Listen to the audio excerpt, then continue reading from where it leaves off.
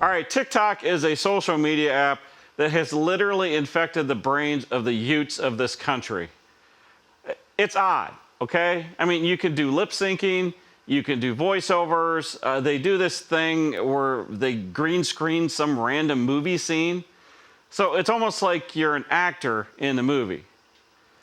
Now, 99% of them are not entertaining at all. But, every once in a while, someone comes along and hits a home run. There Will Be Blood was a movie about an oil tycoon that he basically became insane with power. Daniel Rollins decided to put a bit of a farm spin on this movie. Oh, hey, Mr. Jones. Just going for a drive in your neighborhood with some cookies, and I thought you might want some. You want some cookies? No, thank you so much. Oh, okay. No worries. Hey, while I'm here, that 50 acres out back, have you ever thought of renting that out? I'd be happy to work with you. Are you serious?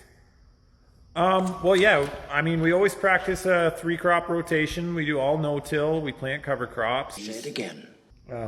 No-till, cover crops, and 3-crop rotation. Say it like you mean it.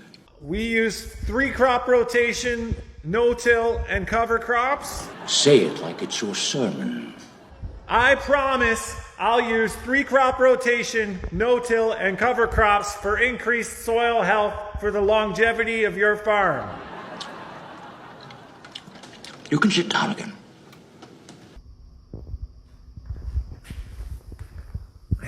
So should we discuss a price? $5,000 a week. You want $5,000 a week. That's like a lot more than we pay anybody else. So like, what does your farm have that the other farms don't? It's called drainage. Drainage? Drain! I am the third revelation. How'd that go? He said he'd think about it. This video is from the Ontario Farmer News. It's of young farmer John Ray and was filmed by his mother, Trina Reed. The following is an excerpt from the Ontario Farmer News. John Ray was born with a rare congenital form of muscular disease, causing his muscles to weaken. When he was born, the prognosis was not good. The doctor said, with a lot of love, that they didn't expect him to live this long. Thankfully, John has proven the doctors wrong by living his life to the fullest. He helps his father, Donnie Ray, who is busy driving a truck, raising livestock, and growing produce to be sold in a farmer's market and in the family farm shop. Due to John's disability, he was very restricted with his movements and how much he could help on the farm. His regular wheelchair wasn't appropriate for farm use, so the family tried their best to accommodate him. One day, Donnie saw an all-terrain wheelchair, but the family couldn't afford its expensive price. Luckily, Trina found a second-hand one, and with the help of Donnie's employer, Wallenstein Feed and Supply, the family was able to buy the wheelchair as a surprise for John. Donnie had to make some alterations to enable John to feed the livestock. John has also been able to help with the potato planting in the fields.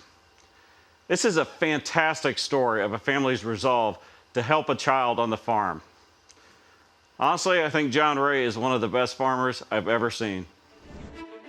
This week's machinery pick of the week is presented by John Deere. How about a moment of, aww, these little rapscallions? They're the Schmel brothers from Seymour, Iowa. The picture was sent in by their great aunt Camilla. Just imagine when these boys hit their teens. Oh, those poor parents. I had a lady email me once very, very upset that I referred to cows as being stupid. Apparently, it offended her. Well, you want to know why I call cows stupid? It's because they do stuff like this. Yes, that is a cow chasing a skunk. Now, everyone knows that a skunk can spray this stinky little spray they do if you tick them off. But if you've never actually been on the wrong end of an angry polecat, you truly do not understand the vomitous reaction that can occur from their odor. You can't breathe. You can't see because your eyes are watering. It's absolute torture. And this stupid cow is poking the proverbial Pepe Le Pew. This video would have been so much better if the skunk would have just let him have it. Tainted that beef. I would have laughed so hard. That would have been entertainment. I asked my friend Cheyenne Smith if I could use this video of a guy attempting to ride a bull. She said sure, but it's not a bull, it's a heifer. I was like, whew. I'm glad she said something, because that would be embarrassing. Having the entire country know that I didn't know a bull from a heifer, and